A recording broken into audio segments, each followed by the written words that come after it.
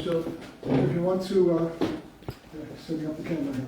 So if you want to really have some special protection, devote yourself to Our Lady of Seven Sorrows.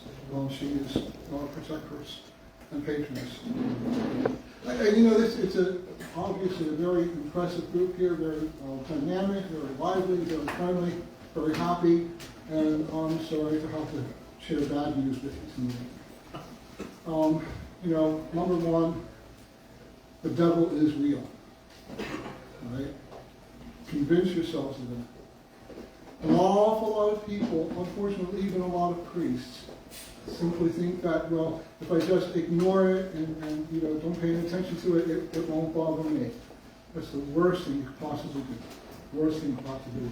There is, at this point, a supernatural warfare that is going on greater than any in the history of the human race. And the saddest part about it is that most people are not even aware of it. They're just going about their daily lives, doing their thing, and don't realize the fact that there's all kinds of problems. So it was interesting because in the collect, the opening prayer of the Mass last week, the traditional form of the Mass, there was a certain reference that talked about asking for protection against, and a word that was used in Latin, of course, against the devil. And I knew enough Latin to know that this was not a good translation. They were translated it as temptations, other kinds of things. No, and I looked at 3 or 4 different missalettes and things like that to see how they were translating it. The only word that I think that was appropriate was the word the wiles. W-I-L-E-S. How many of you, you're an English major, what does that mean? You know, it's not a common word, but it's an important word. In essence, it means the tricks of the devil. And he has his tricks, right? We need to be aware of those. So the very first of those tricks is fear. One of the things the devil wants to do is instill fear in us. I had a call a couple of weeks ago from one of our priests, and he said to me, there was a young couple in my parish, and they have a newborn baby, and they were at a block party, and at this block party, our neighbor, I'll say it was a gay neighbor, all right, that's what I was told. A gay neighbor put a curse on the baby. And the family freaked, of course. You can imagine a young couple, very, very upset. And they called the pastor right away and said, can we have the baptism right away? Baptism was supposed to be the following Sunday. And they wanted to have the baptism right away. And so the priest called me and said, should I do it? And I said, no, don't do that. First of all, you never let the devil call the shots. Right? We're in control, not the devil. Second of all, don't panic, don't be afraid, because that's exactly what he wants you to do. Because he feeds on your negative energy. Right? We should always respect the devil, but never fear him. Right? First of all, well, there's a story about St. Teresa of Avila. She was asleep one night, and the devil decided he was going to really scare her. So he appeared over her bed during the night in the most horrible form that he could come up with. And she woke up, and she looked up, and she said, oh, it's you, and went back to bed. That's the way we have to approach it, right? Not allow him to be in control. Because that's what he wants, right? He wants us to get in control. And so don't ever be afraid of the devil. As I said, respect him. Also realize the fact that demons are legalists, right? Demons can do only what God allows them to do. I always say that the demons would make very good lawyers and very good Catholics. They play by the book, right? They play by the rules. They can only do so much, right? And that's it. And so you have to know what the rules are. You have to be able to know what's going on in order to be able to overcome them. But always recognize the fact that we can always, well, every case of demonic possession, and that's the most serious, of course, every case of demonic possession always begins with some permission that the individual has given to the demon to come in and do whatever they're doing. Okay?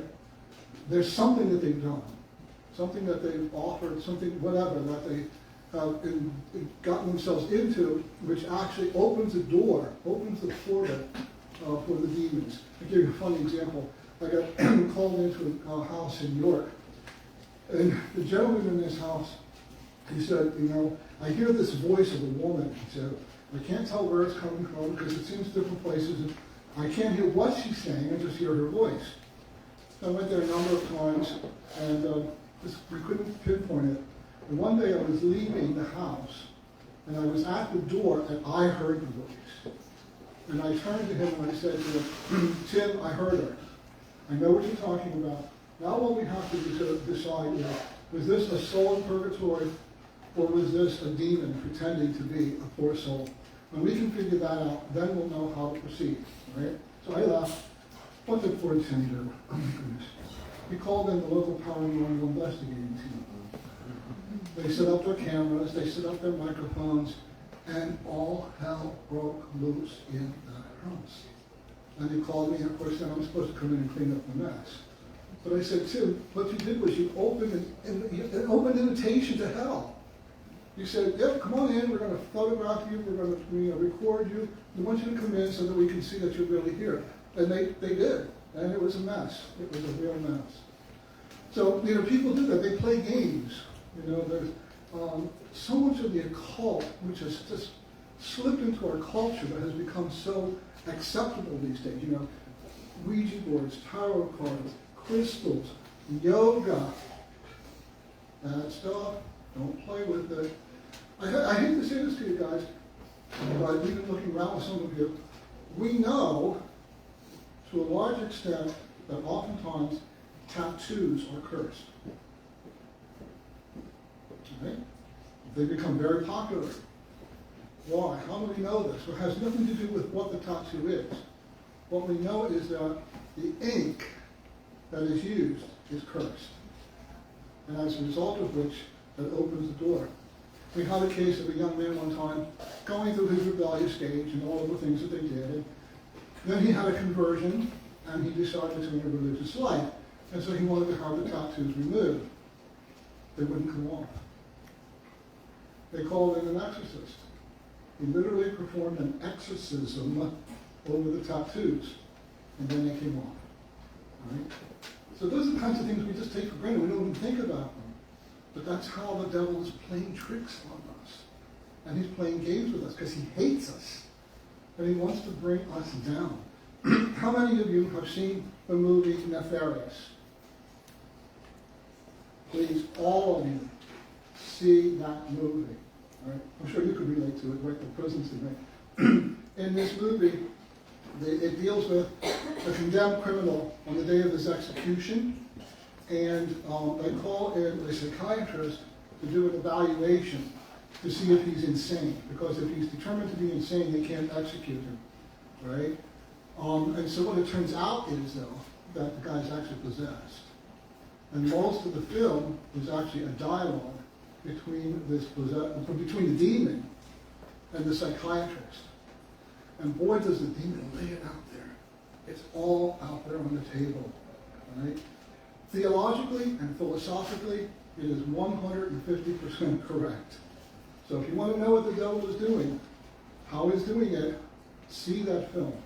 I've told it to many of our priests and diocese. Vicar General, most of our hierarchy, they have seen it 3 to 4 times. All right? There is so much involved in it. But there's one line that really sticks out to me, and that is this.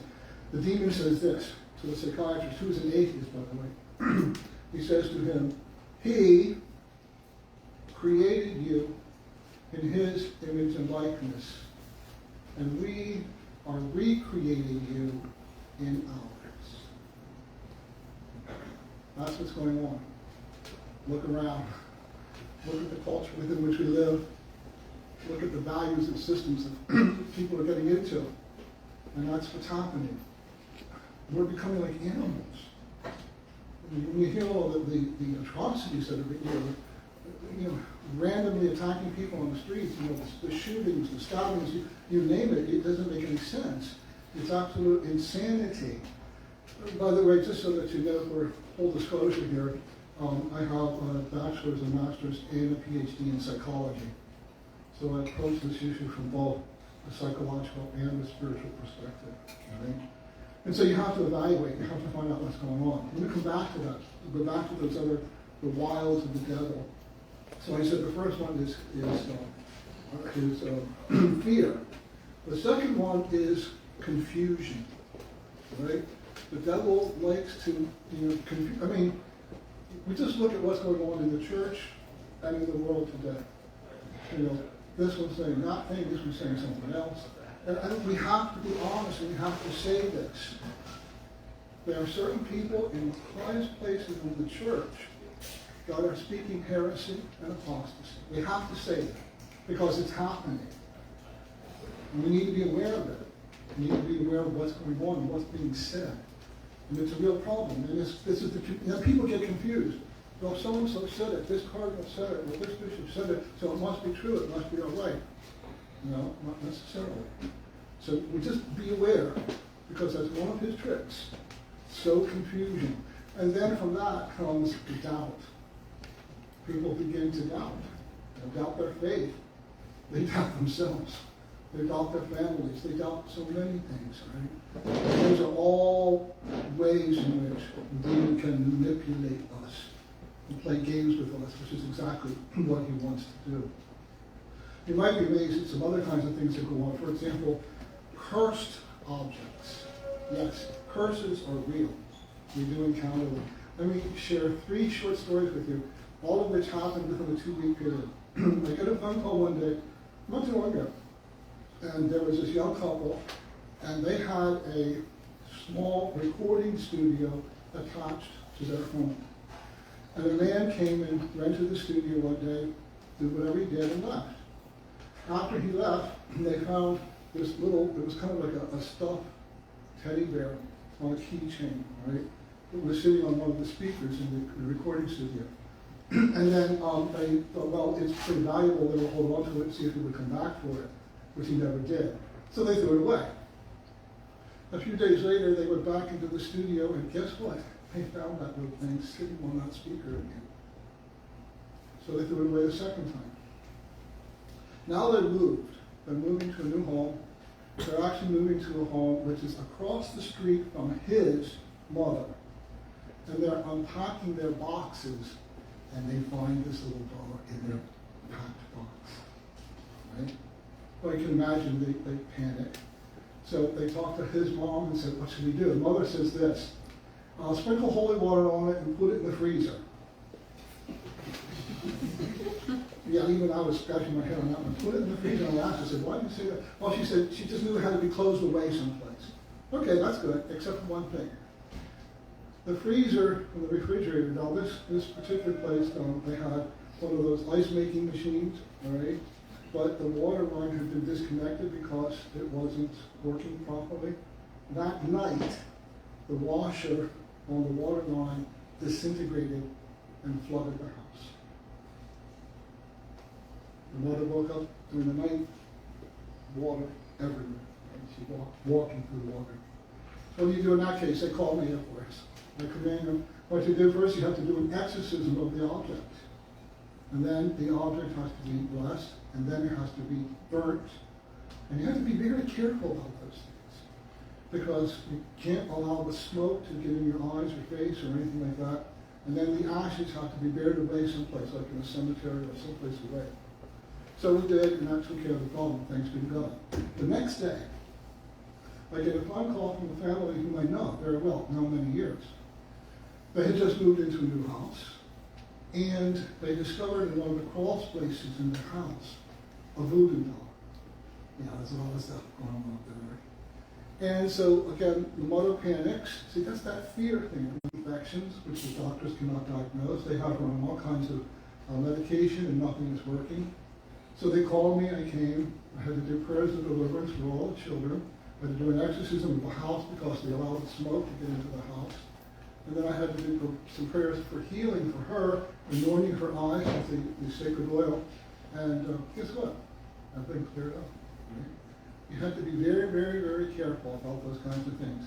Don't just panic and burn things because it can be more dangerous. It has to be blessed and exercised first. That was the second case. Third case, actually one of the permanent deacons of my diocese. His mother lived in New Jersey. She had passed away. They were bringing things from her home to their home in Harrisburg. And among the things they brought along were two large, what they call etchings from a temple in Thailand. And two medium-sized, but basically were ugly. And all of a sudden, this huge black snake comes slithering out from behind one of the pictures. And they said probably at least 100 big black flies came flying up from behind these things. They said they've lived in that house for 15 years. They've never seen a snake. Whereas there's this huge black snake in the house. So again, the same thing. They called me. Immediately they get these things out of the house. They went and did the exorcism, blessed them, then they had to be destroyed. And that's what's important about these things. They have to be destroyed. So cursed objects are very real. And you have to be careful about where you get things. Who gives things to you? It may seem very, somebody's giving you a gift, but you look at it and you're like, what is this? Where is this coming from? What's the point of this? And it happens all the time. So just be very attuned to those kinds of things because they do happen. And people can put curses on you. We run into it all the time, And one of the worst ones, unfortunately, is the Masons, the Freemasons. That's where, we discover people having all kinds of issues in their family. One of the first questions we'll ask them when we do an interview, is there any history of Masonic membership in your family? And they'll go back 2 or 3 generations, and sure enough, they discovered that great-great-grandfather was a Mason, great-grandmother was in, whatever star it was. And these curses come down through family lines, these individuals. So these are very, very real things that do happen. But I want to give you a chance to ask questions too. But let me just go back to and let you know this. How does the devil influence us? There are levels of these things. First of all, as I said, we are all involved in supernatural warfare. See, remember this. There's no such thing as a separation between the natural and the supernatural. Some people think, here's the natural level, and here's the supernatural level, no, Because of the incarnation, the Word became flesh, the supernatural now penetrates the natural. The two are interconnected. The supernatural is happening all around us. But we have to have eyes open to see what's going on, right? And so, it's why, for example, that's the whole basis of our whole sacramental system of our church. Is the sacraments where we have external signs, symbols, but which contain a deeper reality. And the devil works the same way. So the number one way in which the devil influences every single one of us is temptation. And there's no way you can get around that. We are all tempted all the time. So we have to be aware of that. Okay, so connected with that, what do you think is the most powerful weapon that we have against the devil? Confession? Confession. Who said it? Yeah. Yes. The sacrament of penance is the most powerful weapon that we have against the devil. Right? Why is that? Because anything that you say to the priest in the confessional is blocked from his consciousness. The seal of the confessional even blocks that from the devil's consciousness. He can't know those things, which means he can't use them against us. So get to confession regularly. It's important, right? But please don't fall into scrupulosity, because that's another one of his tricks. Where you think that everything you do is a serious sin, because that's not true either, right? We don't want to have that happen. So the sacrament of penance is probably the most powerful weapon that we have against the devil. We need to take advantage of it. So as I said, the supernatural penetrates the natural. They go together. We need to be aware. So temptation is the first thing. Then beyond that, when we start opening these little portals, these little openings into the devil, then other kinds of things happen. For example, the person can become obsessed. And that's, of course, with your thoughts. They're seeing the devil behind every door, under every rock, behind every tree. And so everything that's going on is the devil's doing it, and they're not taking any responsibility for it themselves. And so that's really important too, that we have to be very, very careful about being obsessed with demonic thoughts and things and ideas.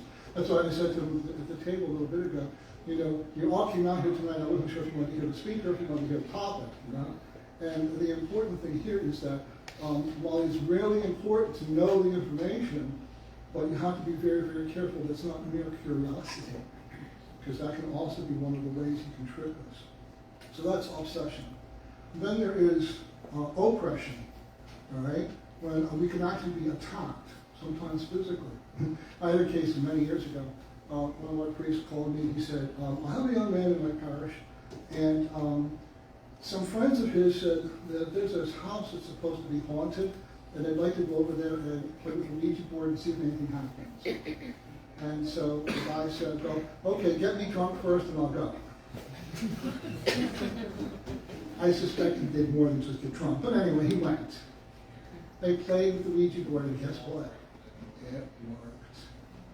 Right? All kinds of things going back and forth. And then finally, the entity says, don't worry, everything has to stay in this house. It doesn't follow you home. It's just the way it is. So the kid leaves and goes home. Of course, remember, demons are liars. So he goes home, and he is now under physical attack.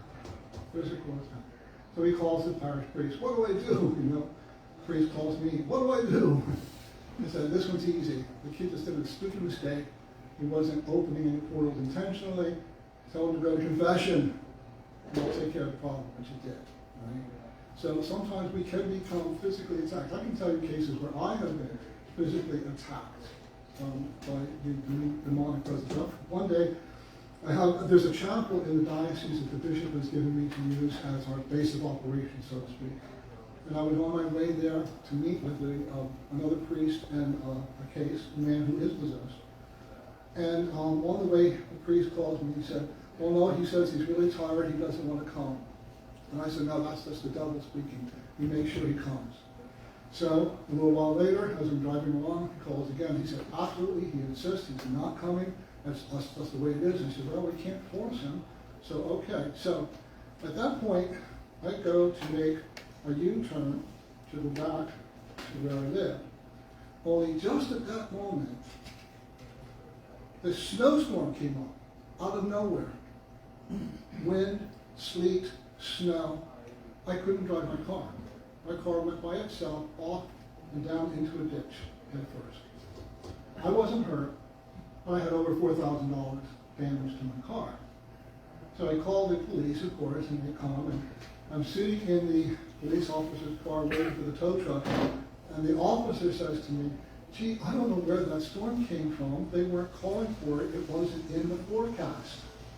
I said, I know where it came from. I know where it came from. That's what happens sometimes, He tries to get back at you for anything that you're good that you're trying to do. Right? So that's sometimes what happens. So yes, there are those kinds of things. In fact, not too long ago, I received an email from a colleague in another state, and he has a client who is suffering from satanic ritual abuse and other psychological and psychiatric disorders. But she woke up the other morning and she found this writing on her body that she has no idea what it was or how it got there or what it meant. So he took a picture of it. He didn't know what it was, so he sent it to me. And he said, do you have any idea what this is?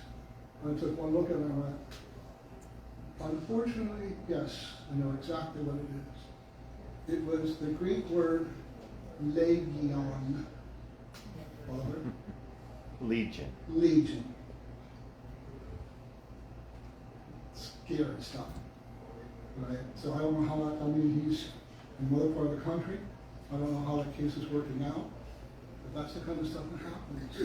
You see this all the time. There's people who are, wake up with scratches in places that they couldn't possibly reach in their bodies. 3 scratches. That happens all the time.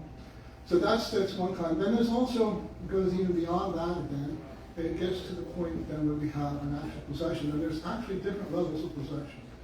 there is a partial possession, and I have a couple of those cases, where there is a person who really, the demon is definitely there, but they're not fully taking over the person's body, okay? And so we're trying to free them without going into too deeply, but we want to free them. But then there is a full possession, where a person is really under the control of the demons, and it can cause some real problems. It can be very difficult. I mean, I've been attacked a few times during the course of sessions, which is why I always have guys like you, Haley, right? I have a team, and I have a doctor, and I have a nurse, and I have a lawyer, and I have two, what I call my muscle men. All right? Literally, they are to hold on to people and things begin to get out of control. So yeah, it does happen. And so anyone who listened to my the podcast on Carlos Martin's Exorcist Files, you know how one of the signs was that the person was found climbing up the wall in the emergency room of the hospital, literally climbing up the wall. Right? So that's one of the good signs we know that she was possessed. But anyway, if you haven't listened to those podcasts, I recommend them, for fun, but don't listen to them just before you go to bed. Right? Father's heard them, so yeah. So a person can be possessed that way. Believe it or not, there has been something which is called perfect possession. And what a perfect possession is a person who has voluntarily given themselves totally to the service of Satan. And if you were to meet them, you would never know that they are possessed.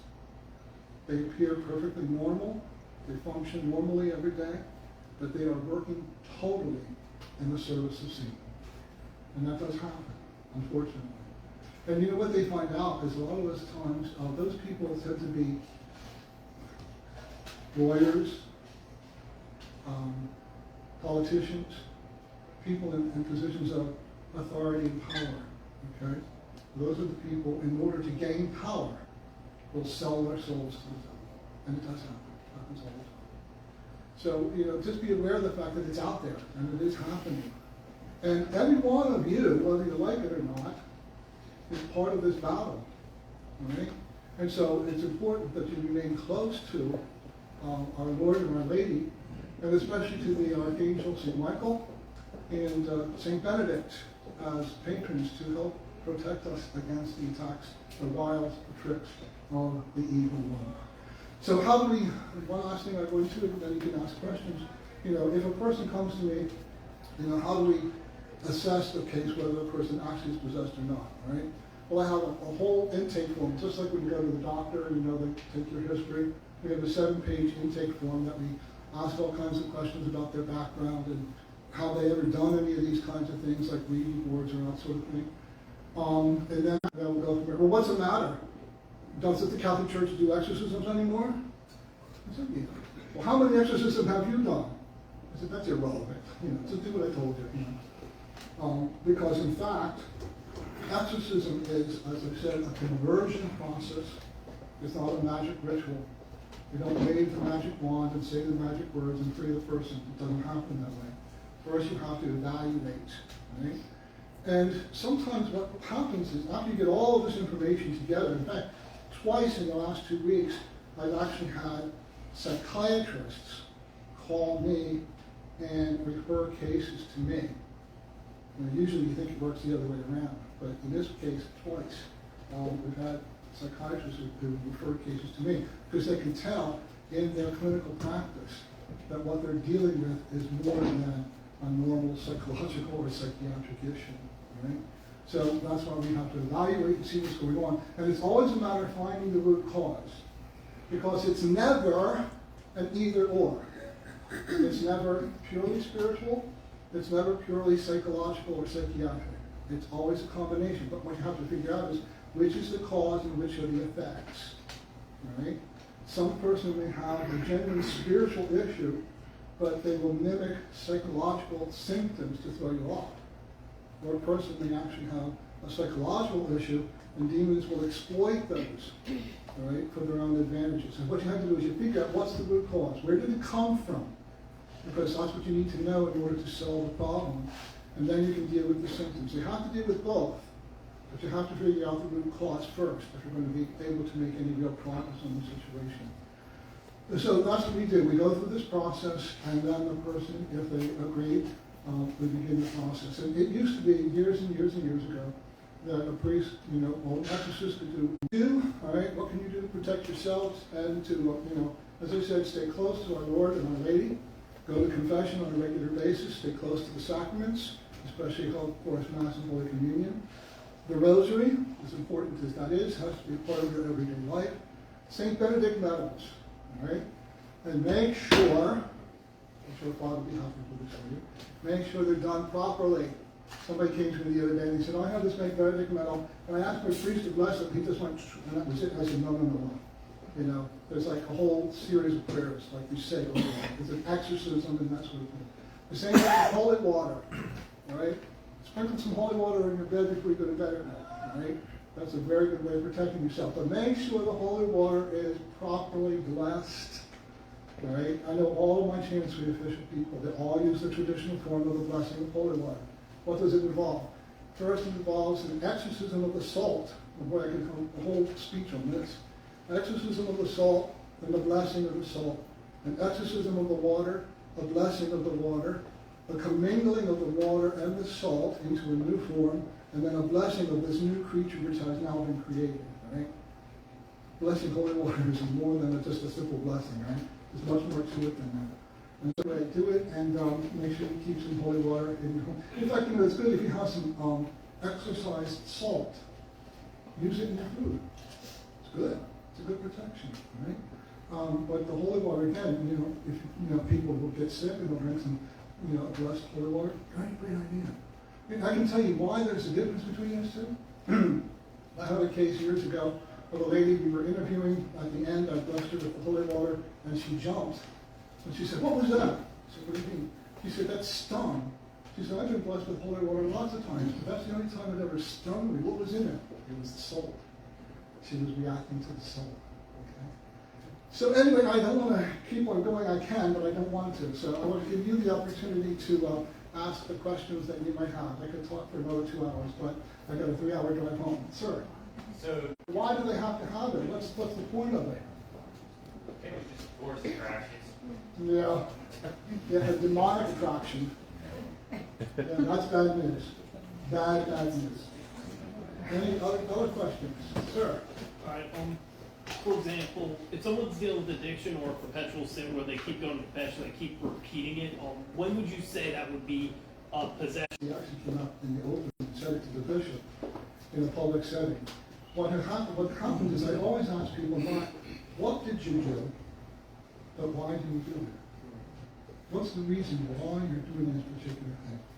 Because if you don't work on the reason why, you're going to keep repeating the same sin over and over and over again. Yes, the bishop, and told it publicly in front of the whole hall of people, you better get rid of that priest or I'm going to kill him. And the bishop called me that night panicking. Should I get you out of there? And I said, no, I think it will be all right. And obviously it was because I'm still here. But yeah, that's the people don't like to go deeper into themselves. Understood. And that's the key. That's the key. Sir? Father, if I understand correctly, you're multi-ritual Yeah.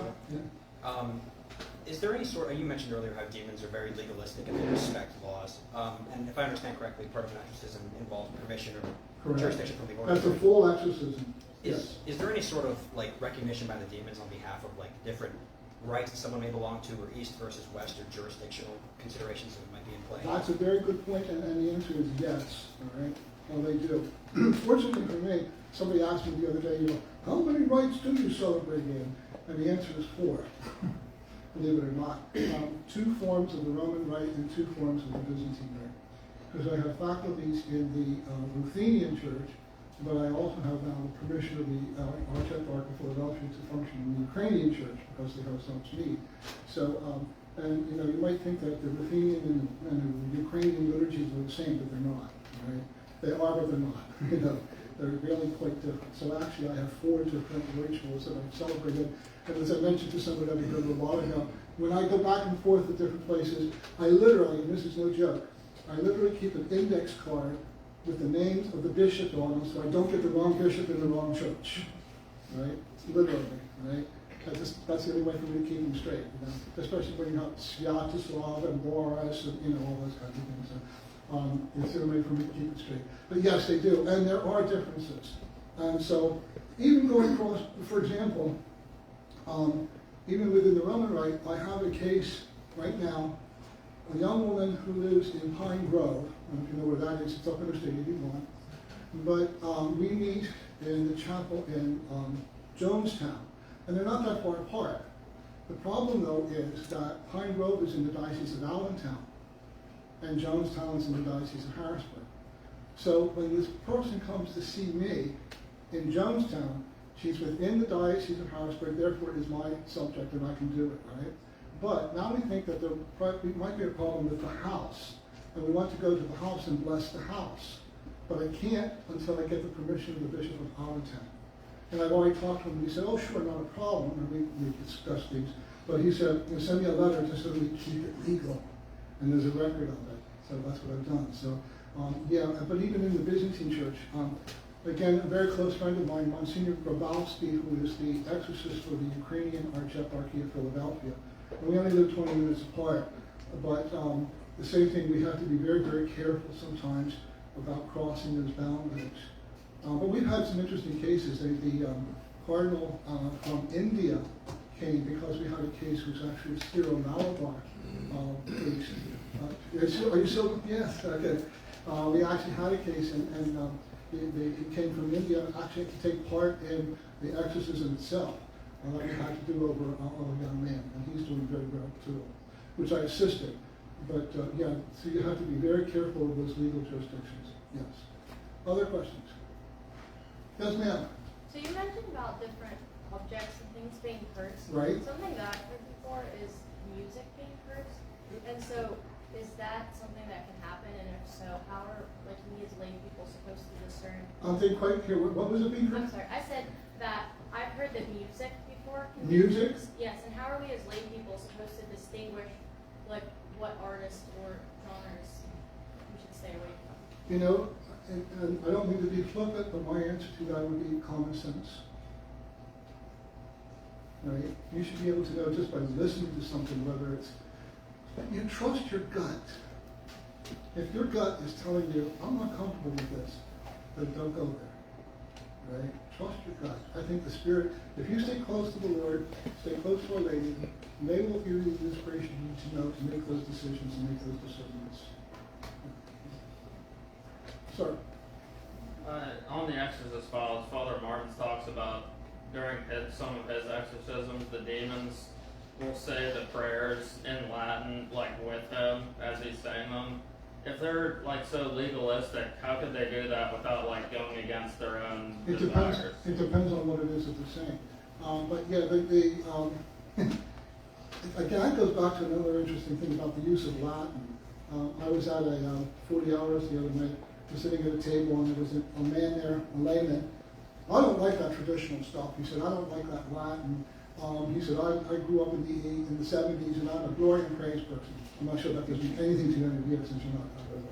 But anyway, so I looked at it and I said to him, do you know why demons hate Latin? Of course, and one of the priests sitting there said, well, because the cleansings are so complicated. I said, no, that's nothing to do with it.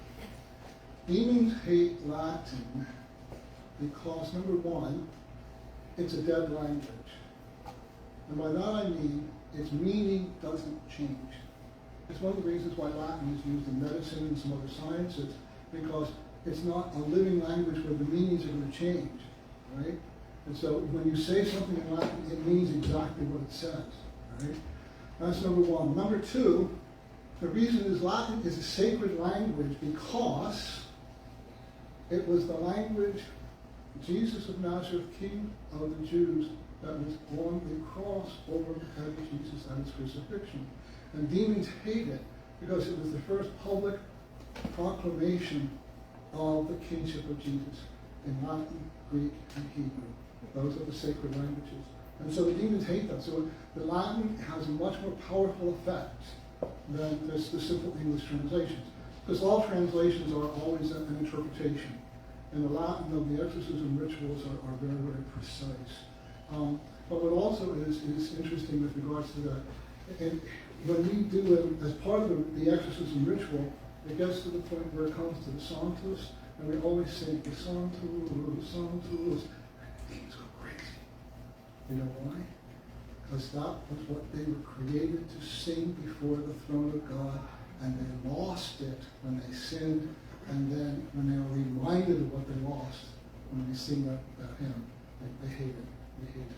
So, Latin is very, very powerful and very, very important. So, they use Latin. They know Latin, right? I would say I wouldn't know exactly what it was he said that they were saying, but there are certain things they wouldn't be able to say. For example, I was telling somebody about Father Boniface Hicks, my good friend, okay? When Father Boniface was first appointed the exorcist for the diocese, he called me one day and he said he was in New Jersey visiting his family, and he was on his way back to the abbey, and he said, "Can I stop by and talk with you?" I said, "Sure." As a matter of fact, I'm interviewing a man today, and you can be with me as I do the interview. So he came in, and we had this gentleman who was, he was born in Africa but raised in the United States. So if you talk to him, you would never realize that he had an African background. So anyway, we were going through it. So one of the things I do sometimes is I say, all right, you are now going to recite with me the Athanasian Creed. So how many of you know what the Athanasian Creed is? I didn't think so many would. Yes, well, I suggest look it up, right? It's a very, very powerful statement of our faith, right? And as part of the creed, there are different places where it talks about, and the Son became man. Anytime during the Athanasian Creed that we said that, the demon went crazy, and this guy was screaming, rolling on the ground, he was going absolutely crazy. Poor Father Boniface was sitting there going, I said, "Welcome to my world, Father." This is what you are getting into. And he's doing a great job right now that I see him from time to time. But there are certain things that the demons just can't handle, and one of which is the incarnation. All right? They can believe in God, they can believe in the Trinity, but as I said before, the supernatural now penetrates the natural, and when the Word became flesh, because they hate us. Why do they hate us so much? Because in the end, human beings will be superior to the angels. And they hate that thought. Why didn't God become an angel? Why did he become this flesh and blood stuff? All right? We will be superior to the angels in heaven because of our union with Christ who became man. But God became man in Jesus Christ. We will become in by the grace of God. That's what our ultimate destiny is. Be convinced of that. And that's why he hates you so much. Why he's so jealous of you. Why he wants to bring you down to his level so he can throw it all back in the face of God. In fact, in the movie Nefarious, he says it quite clearly. He said the destruction of human beings is just a means to an end. All right? That's not what they're after. They're throwing it back in the face of God. All right? They're throwing it back in his face. Other questions? Sir? So I know you mentioned maybe the normalization or the acceptance of different, I don't want to say satanic directly, but like things that could invite demons into your life. Right. What do you think about like the production of media surrounding demons and possession, like horror movies and I don't know, like sensational books and things like that? Does that contribute in any way to normalizing that kind of stuff? Not necessarily. I think, first of all, it's important that you know about these things. Second of all, if you are, it depends on the individual, let's put it that way. If you have a person who becomes obsessed with horror movies and this kind of stuff, then I would say there's a problem, all right? But on the other hand, sometimes those things can be, if you want to call them, cathartic, all right? That a person, see, knowing yourself, and I'm coming from a psychological point of view, knowing yourself means that we all have a shadow side, a broken part of our nature, right? And the worst thing that we can do is try to suppress that, because the more we suppress it, the stronger it becomes. So we have to acknowledge that it's there and try to find a way to integrate it safely into our whole being. Right? That's what therapy is all about, basically. And people, everybody's running to the therapist, so all they have to do is go to confession most of the time. But the truth is that sometimes there can be innocent. I'll give you an example, because we're right on this. I was just interviewed on a podcast, actually for the Diocese of Harrisburg, and one of the things had to do with the celebration of Halloween. And people think, oh, it's all demonic. No, it's not. Halloween is the quintessential Catholic feast day. Right? What are the colors of Halloween? Orange and black. Orange and black. Why orange and black? You're all too young to know this, but that's it. Why orange and black? Because at funeral masses, the priest wore black vestments, and they used unbleached candles, which were orange. So in celebration of the dead, orange and black vestments and candles became the norm. That's where they came from, right? Trick-or-treating. Why did people go trick-or-treating? Why did they go trick-or-treating? Originally, do you have an idea? Asking for prayers for the deceased. Exactly. They would go and they would knock on the door, and in exchange for a treat, they would promise to pray certain prayers for the deceased members of that household. Why would they dress up in scary costumes? This is a good one, because everyone gets this completely wrong. I think they should dress up in saints costumes. Why? What do you think? Well, I think that was the original idea, to dress up like saints to scare demons away. No, the thing was the other way around, and that was that since the demons are running rampant on Halloween night, if you dressed up in a scary costume, you would confuse the demons thinking that you were one of them, so they would let you alone. That's where it came from. I don't make those things up. And also, the other one that we've completely messed up is the pumpkins, the jack-o'-lanterns. Right? We have carved jack-o'-lanterns that were not symbols of the demons. There was a light shining in the darkness to keep the demons away. Oh. That's what jack-o'-lanterns were all about. All right? So these are the things we've forgotten, and these are the things that the devils are using against us. We have forgotten our own traditions. We have forgotten our own history. We have forgotten our own liturgies. And that's really sad. Really sad. And that's why we're in trouble. That's why literally all hell has broken loose on earth today. All hell has broken loose. And I deal with it every single day. Day for day for day. All day long. All right? So just be aware. Just be aware. And the other, sir? Yes? A few years ago, I had a situation where I posted something saying that basically like tarot cards are against God, and that I think crystals are against God, and I got a lot of pushback about that. And that night there was a hailstorm at my house, and I ended up wrecking my truck. Are people able to post have curses online, or would that have been? I don't know. That was just a coincidence, because I've never had that happen before. If God is God, there's no such thing as a coincidence. Yeah. All right? Think about that. If God is in charge, there is no such thing as a coincidence. There's only what He wills or what He allows. Right? Absolutely. So just like I got thrown into a ditch in my car in that snowstorm that shouldn't have been there, you're going to attack you because of what you chose to do. Would I need any kind of like a blessing or anything to break that? Or? Well, first of all, when did it happen? This was a couple of years ago. Right, well, see, it's too late now. The damage is already done. But I would simply say, again, use all of those tools of protection that that are available to you, and that's by all means, try that. Yeah. Other questions, Father? Reverend Father, earlier on you mentioned about potential generational things. Now, what I've noticed in my recently is very much an uptick in questions about that in the confessional, where somebody comes in and says, let me exaggerate, I have a hangnail. It must be what my great-great-grandfather did. I'm now being punished for what he did. I have a hangnail. They're looking for reasons why bad things happen to good people. Okay? Yeah. So, my concern is then, they begin looking for all of this stuff.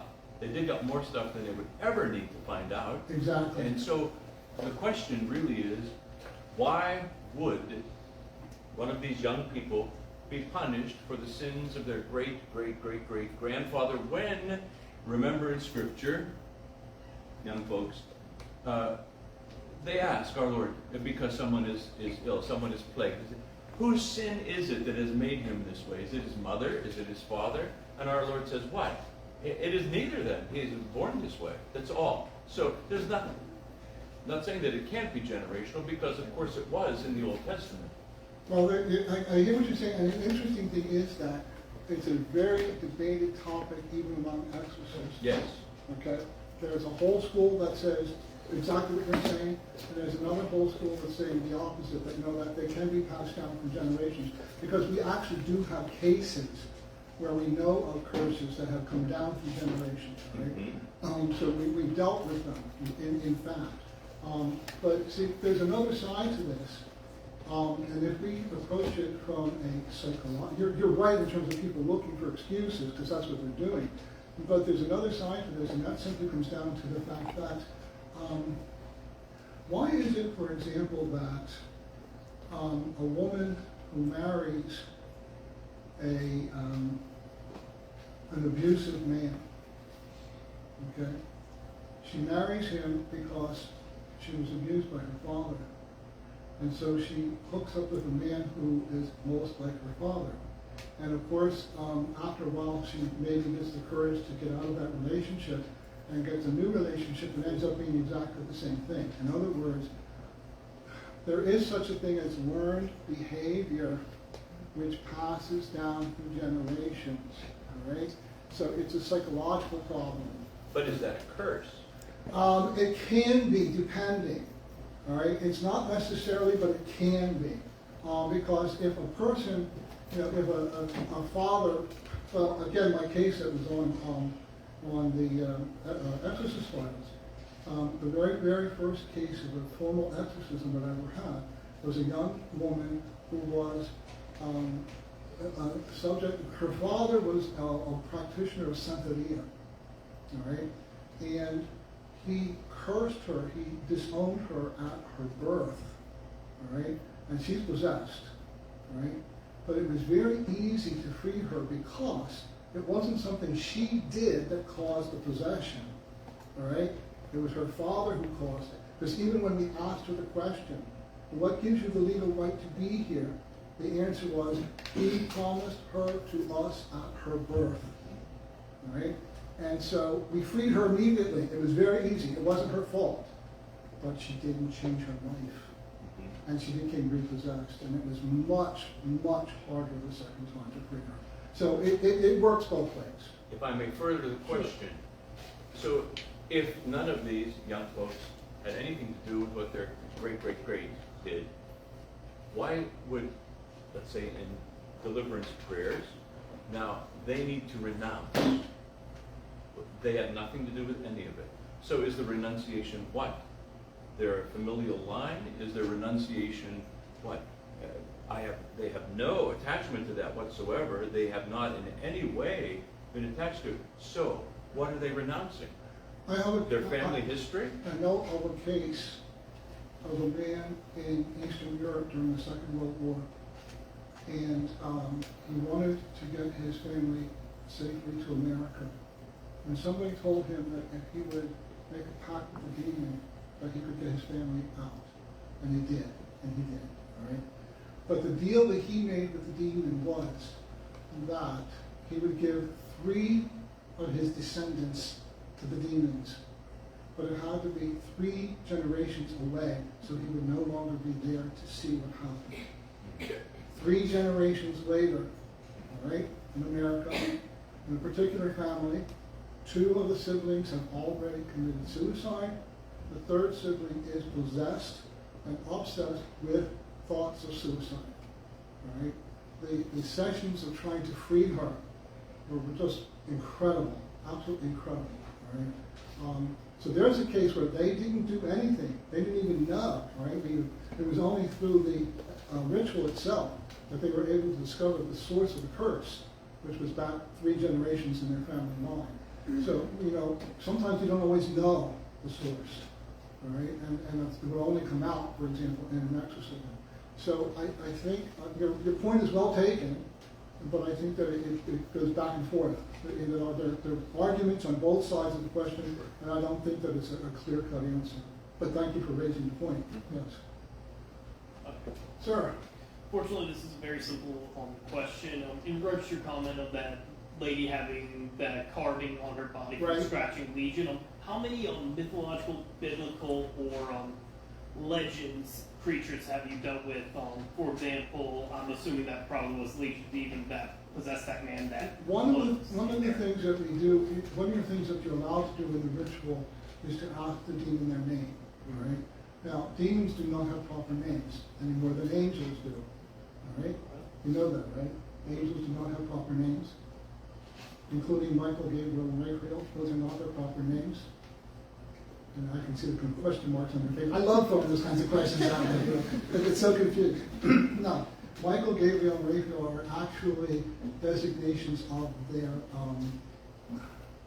mission, what it is that they've been entrusted to do. All right.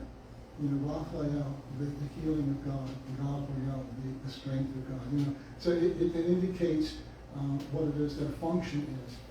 Angels do not have proper names. Right? Demons do not have proper names. But if we ask a demon his proper name, and sometimes, well, all the time, you get some kind of name like, some mythological god or some ancient god of pagan Egypt or something like that. And usually, what that does is, depending on what that particular god or idol or whatever was of, it gives us a clue as to what was the cause of possession. Right? Fornication or murder or anger or whatever it might happen to be. So asking the name can sometimes help us uncover the cause. Understood. Okay? Yes? Earlier you were mentioning about how you have like a team, like you have like a nurse, psychiatrist, and are all those people Catholic, I assume, and before they're able to do that with you, is there special schooling that they had to go through? No, with me. No, they're all Catholic, yes. In fact, most of them are secular Carmelites, which is also very helpful. They didn't have to go to school, but, we constantly have sessions, we have gatherings, there's meetings, and we discuss cases. We always discuss cases. We meet on a regular basis to discuss. They didn't have to go. There are schools, there are different institutes that are to teach, but there's one thing about knowing something, in the classroom, and there's another from knowing it or experience.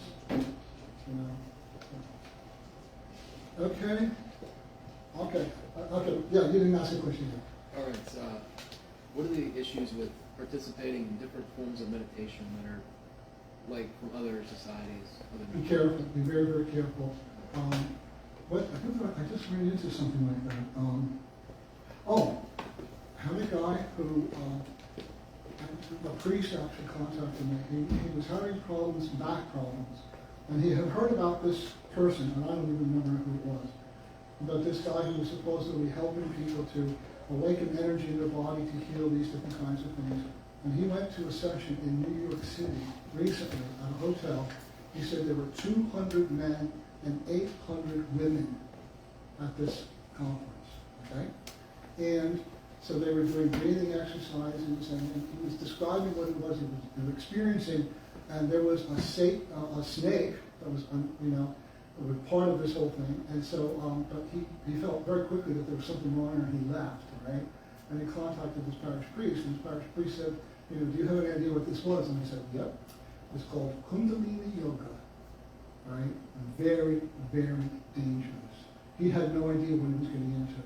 He thought it was some kind of meditation for healing, but it was actually demonic. Kundalini Yoga is demonic. So, you've got a whole history of contemplative prayer in the Catholic Church. Why go anywhere else? Read Teresa of Avila. Read John of the Cross. Those are the great saints of mystical contemplation. Read, The Cloud of Unknowing. Read the Philokalia. Read The Way of the Pilgrim. Are you familiar with that? Way of the Pilgrim, yeah. That's a great book. So you got a whole treasure right there in front of you in the Catholic Church. Forget about going anywhere else. You don't need to.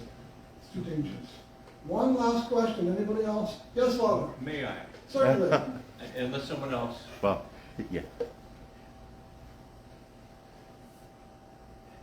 I pray for exorcists all the time. Thank you. I want you to know that. Yeah. And I exhorted my congregation this morning. This is a triduum of exorcism talks in this diocese. Are you aware of that? There were 2 in Evansburg the last 2 nights.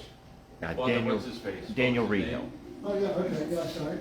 Yeah, so he was there for 2 nights. Now you're here 3 nights in a row.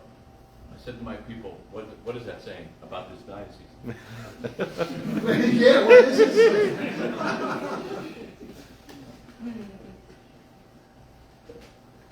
It could be But that you're very, it could be that you're being very blessed. Please, Jesus. Yeah. Now, you guys who embrace this ministry, and your bishops ask you to do this, and the church needs you to do this.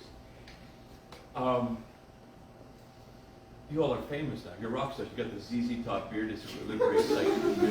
ZZ Top exorcist. Okay, but I believe, according to the Code of Canon Law, 1917 code, it was a punishable offense, even excommunicatable, if you revealed the identity of the exorcist. Correct. All right. Now you guys are plastered all over the place. You're Right. famous. You're Why? famous. And really, when I pray about this aspect of exorcism, and regarding all of you who are doing this, who are in the trenches and doing spiritual warfare, my concern is that, what is the sin of Lucifer? Of course, pride. It cast him down from heaven. That you all are going to get puffed up with pride. It can He's happen. going to trap you. It can happen, yes. We have seen exorcists crash and burn Yes. in recent decades. Yes. And I pray that you will all be protected from that sin of pride. So, it's wonderful when we have a group, but as I, again, warn my own congregation, I said, you want to go and really be catechized about this and really learn about it, deepen your spirituality. If you're just going for the purposes of vain curiosity, it could be dangerous for you to do this.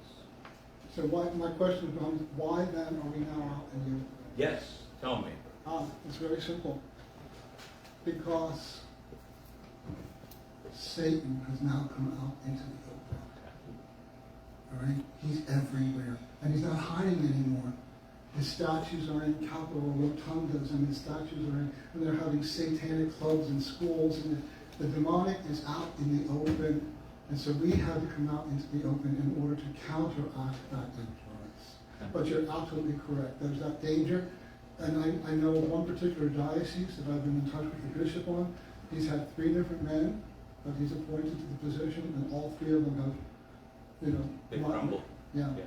So, you're exactly right. So please keep praying for us. Yes, all of you. All of please, us. Yes, that they please. be protected. All right? Time for me to go home. Dominus vobiscum. Et cum spiritu tuo. Benedictio Dei potentis Patris et Filii et Spiritus Sancti descendat super vos et manet semper. Amen. Thank you all. God bless you. Thank you.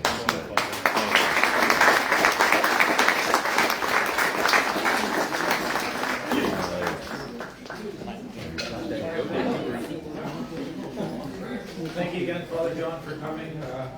Let's give another round of applause. That was great.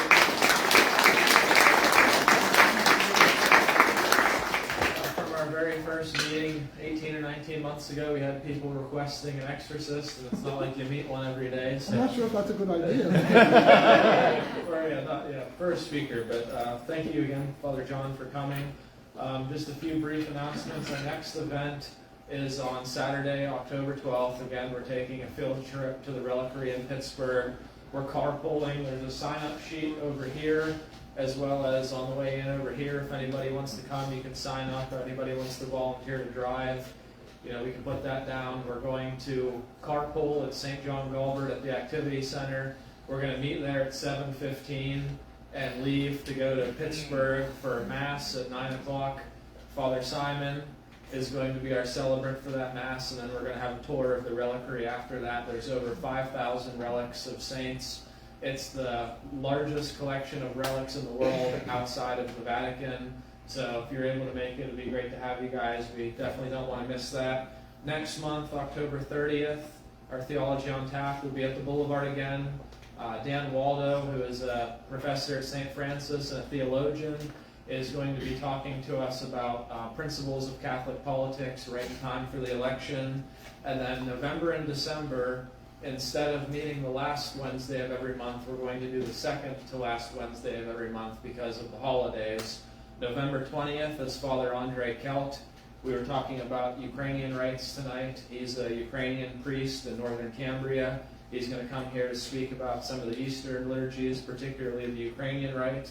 And then on December 18th, Deacon Rick Messina is going to talk to us about Catholic married life, or Catholic family life in the Holy Family. So again, there's sign-up sheets if anybody wants to come on the field trip. There's QR codes for our new members or anybody else that's not in the group me to get in there. There's some other information over here that Mother Mary Joseph gave us, like some books and stuff. Other than that, don't think we're forgetting anything, but thank you guys all for coming. And God bless. Hopefully we'll see everybody on October 12th. And if not, then at the end of next month. So thank you guys.